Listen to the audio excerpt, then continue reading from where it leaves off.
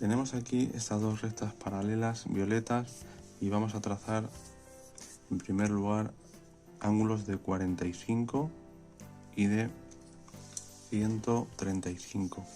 Para ello lo que vamos a hacer va a ser lo siguiente: utilizando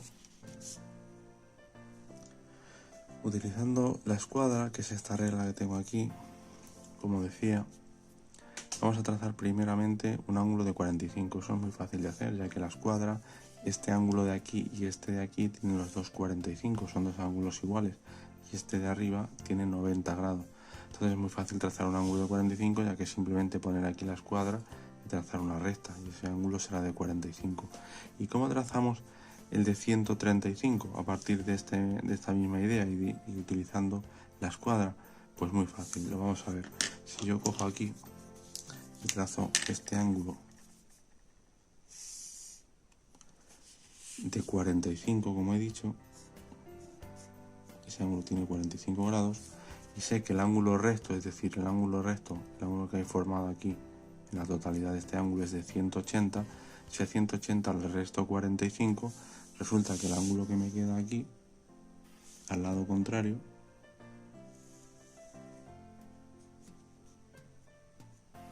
ese ángulo es de 180 menos 45, que es por lo tanto un ángulo de 135 grados.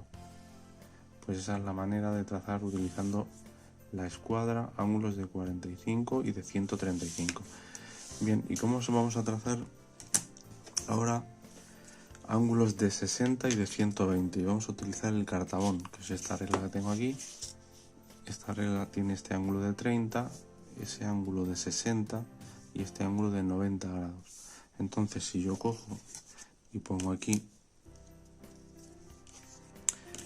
me apoyo en la escuadra, la pongo aquí debajo y ahora sobre ella voy a colocar aquí el cartabón. Si yo cojo y trazo desde aquí un ángulo cualquiera así, utilizando este ángulo, vemos que este ángulo debe de ser de 60 grados.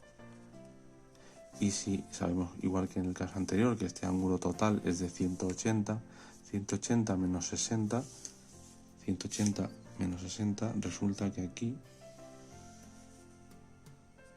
al lado contrario, tenemos un ángulo de 180 menos 60, que es un ángulo de 120.